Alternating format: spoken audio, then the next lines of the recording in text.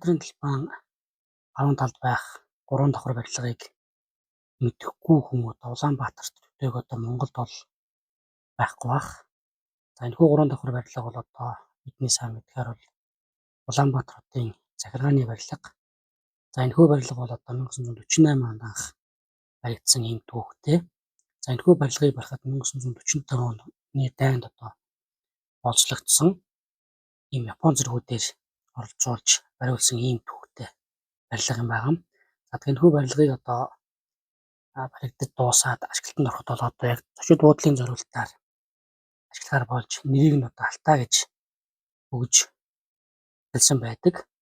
За энэхүү Алтаа зочид буудлын үүдэнд байрлах том тагтан дээр тухайн үед төр засгийн тэргүүн нар дарга нар зогсож баяр ёслол жагсаал цуглааны үеэр жагсаачдад хөдөлмөрчдөд баяр хүргэдэг байсан ийм түүхтэй.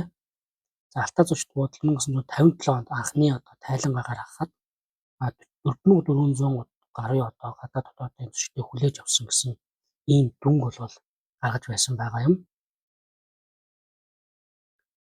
1961 онд Улаанбаатар хотод яг өөрийн нэртэй ийм зочид буудлал нээгдсэн. За энэ бол Улаанбаатар зочид буудлал гэдэг бүхэн сайн мэднэ.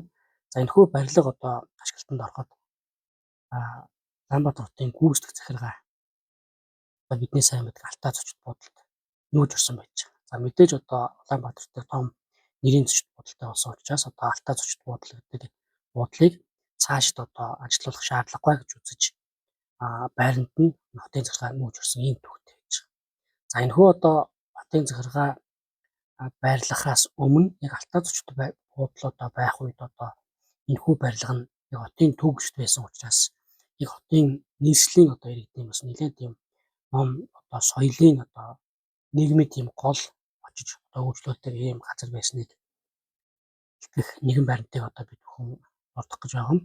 За тэгэхээр 1951 оны үнэн сонин гэдэг. За мэдээж тухайн үед та бүхэн мэдээлэл хангаж ирсэн гол хэрэгсэл бол үнэн сонин. За энэхүү сонин дээр нэгэн мэдээлэл гарсан байдаг. За энэ бол яг 1951 оны 1 сарын 6 байж байгаа. За тэгээ энэ өдрийн дугаар дээр бол зарлал гэсэн байдалтайгаар дагаар хүрээтэй нэлээд тийм онцлог байдлаар гаргасан ийм зарлал. За энэ дээр бол Улаанбаатар хотын номын сан Алтаа зочид буудлын нэг давхарт байрладаг бөгөөд номын сан нь уншлагын байранд ном өгж уншуулахаас гадна мөн богино хугацаагаар гэрээр ном өгж уншуулнаа. Манай номын санд сүүлийн үед Орос казак гэл дээрх олон зүйлийн сонирхолтой ном ирж байгаа тул өргөнөөр ирж уншихыг уриалъя гэсэн байж байгаа. За тэгээд энэ дээр мөн цагийн хуваараа авсрагсан байгаа.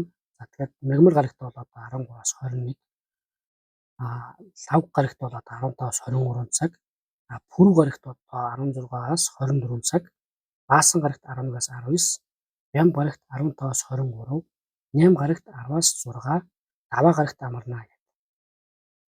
Ийм байдлаар цагийн хуваараа бол тухайн зарлал дээр авсгаж өгсөн байгаа юм. Тэгэхээр эндээс бид бүхэн цагийн хуваар дээрээс нэг зүйлийг харахад бол яг тухайн үеийн албан хаагчид магадгүй сурагчид гэх юм уу те. За сурагчид бол оройн цагаар төвлөрөх боломжгүй учраас бид нь албан хаагчдад төлхөө үйлчлэгээ үзүүлэх зорилгоор энэхүү номын сан үйлчлэгээ үзүүлж ижээ гэдгийг харж болж байгаа юм. За тэгээд энэ хотын номын сан гэдэг газар маань гинт хизээ яагаад байгуулагдав гэдэг нэг юм сонирхолтой асуулт бас тулгарч байгаа юм. Тэр үүнээс урагшаага 5 жилийн өмнө очиж зөмөрөө. За ингээд 1946 оны 5 сарын 21-ний үнэн сонингийн хуудас өгөхөд бол энэ дээр нийслэл хотноо номын сан нээгдэв гэсэн ийм гарчиг бүхий мэдээлэл өгдөж байгаа.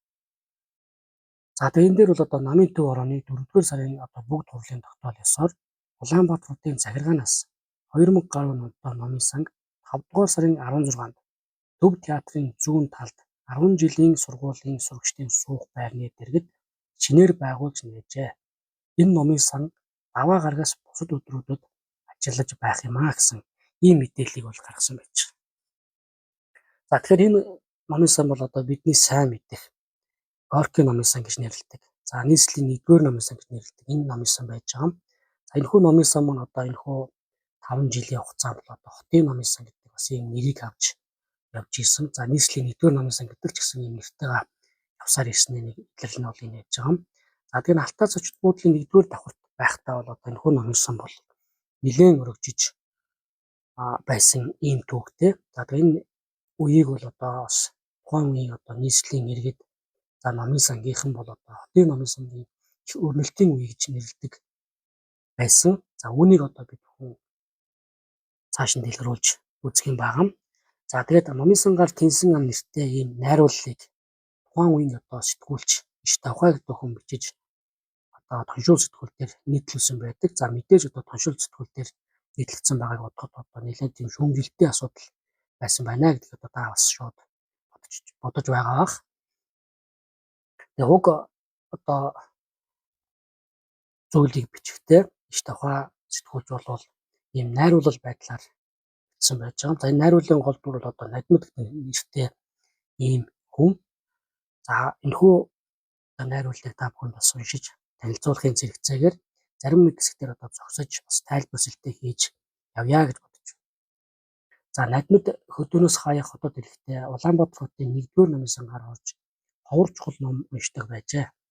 Надмидыг 1946 онд хотын номын санд ороход номын сан нь шинэ ном цөөн 2000-аад л номтойгоор нийслэлийн 2-р дунд сургуулийн нэг багшигхан танхимд байрласан байжээ.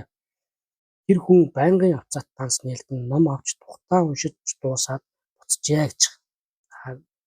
Эндээс нэгэн зүйлийг анзаарахад бол байнгын авцаат данс гэдэг ийм зүйлийг бид бүхэн бас анзаарч харах хэрэгтэй. За тухайн үед одоо сэтгүүлч иш тавхай бол одоо өөрийн санааны зоргоор одоо ийм нэр томьёог бас гаргаж нэрлэх ийм боломжгүй. Тэгэхээр тухайн үед одоо номын сангийнхны дунд ийм байнгын авцаат данс гэдэг үг нэр томьёо бас хэрэглэжээ гэдгийг одоо бид бүхэн анзаарч бас сонирхон бас судлуучтай зүйл байгаа юм.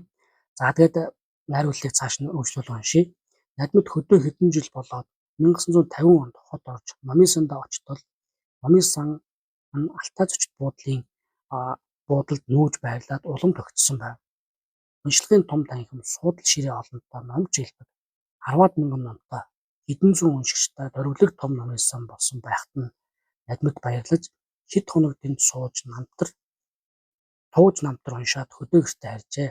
Нээрэл тэр үед номын сан их томорч номын пондонч нэмэгдэн уншигчдын тоо 1000 том гэгдээд түүнийг нь хүмүүс хотын номын сангийн их өрнөлтийн үе боллоо гэж гэлцдэг байжээ гэж. За тэгээ хотын номын сангийн их өрнөлтийн үе гэж одоо юуныг бол одоо нэрлэхээс ураагүй байхгүй 1950-аад он бол одоо дөнгөж дайн дууссан, за инх цагтаа золгосон ийм цаг үе, одоо дайны цаг, хүн цаг үе өнгөрч ард иргэд ном унших, боловсрох ийм цаг үе ирсэн үед одоо яг энэ хотын захиргаа буюу одоо нийслэлийн гол төв хэсэгт ийм барилга баригдаж, ийм номын сан баригдаж байгуулагдсан бол ард иргэдийн талархлыг хүлээж ирсэн ийм цаг үе. За энэ үед бол одоо яасан бэ гэхээр Монгол улсын номын сан буюу өнөөгийн Монгол улсын үндэсний номын сангийн одоо барилга хараахан баригдаж дуусаагүй байсан цаг үе. Тус барилга бол одоо 1951 оны сүүл хавцаа бол баригдаж дууссан байдаг. За 1951 оны 9 сард одоо яг дуусах гэж төхөж байгааг нь одоо манай албатай зохиолч Бүхийн Баасны нэг цэцгэлж байгаа баян өлгийг гэсэн нэртэй ийм дурсамжийн ном байдаг. Энэ дээр бол маш тодорхой дурдсан байдаг. За тэгээд тэрхүү номын сан маань одоо яг улсын номын сангийн барилга ашиглалтанд ороогүй байсан цаг үед бол хуучин 1-р сургуулийн орчимд байсан байрандаа тийм авчигдмал бас цөөхөн одоо тийм өрөөтөө барилга дотроо үйлчлэгээ үзүүлсээр ирсэн байдаг. За тэгээд Надмид 5 жилийн дараа 1955 онд Улаанбаатар хот орчингүүтэл Алтаа зочид буудлууд шулуухан явж ороод одоо номын сангийн хаалгаа таптал номын сан нь байсангүй оронд нь хоолны газар барилжсан байхаар нь гайхаж гээд ингээд цаашаа үргэлжилж байгаа. За тэг ингээд барилга нөгөө хотын номын сангийн маань гайхалтай өрнөлтийн үе өндөрлсөнийг одоо эндээс харж болж байгаа юм. За тэгээд нөгөө номын сангаа хайцсан бай гээд асуудал одоо тухайн номын сан маань 4-р баг сургууль руу одоо нүсэн гэдэг ийм зүйлийг тухайн үед одоо тэр зочид буудлын хүлээн авах хэсгийн хүн бол хэлсэн байгаа. За ингээд 4-р сургууль дээр очиж номын сангаа хайгаад олж уулзсан байгаа. За тэгээ энэ үед бол одоо номын сан маань одоо 3 дугаар хороонд байрлах одоо тийм хорооны клуб руу нүүх гэж байна. Та дараа ирээрэй гэдэг ийм байдлаар хандсан байж байгаа. За тэгээд дараа жил нь одоо тавтай манайх байр сууцтай болсон үед ирж үйлчлээрэй гэсэн байж байгаа. За 1957 онд одоо өнөөх найдмаг маань хот орж нэгэн танилиндаа ороход 60 айлын орон сууцагч ирдэг. Тэр байрны гадаа эртэл одоо маш олон номд хэлгсэн нэг юм хүн сууж ижээ. За тэгээ энэ одоо ямар ном болов юу болов гэд асуудал одоо нийслэлийн 1-р номын сангийн ном одоо бодвол зойрын давхарт байжгаад норсон тухай хэлсэн байж байгаа. За тэгээ ингээд одоо нийслэлийн номын сан одоо сангийн барилгад анхааруул зохистой байна шүү гэдэг зүйлийг энэ хүү өгүүлэлээр одоо иш тухайгаа найрууллаар одоо ингэж гаргасан байгаа. За энэ номын сан бол одоо бидний нөгөө түрүүнд дурдсан Горькийн номын сан байжээ. За тэг ямар ч байсан Алтай зочид буудлыг байх үед нэгэн цаг үед одоо номын сангийн нэг хэсэг байрлаж их өрнөлтийн үетэйгээ золгож байсныг энэхүү одоо хоёр мэдээнээс үзэж бас болох юм аа.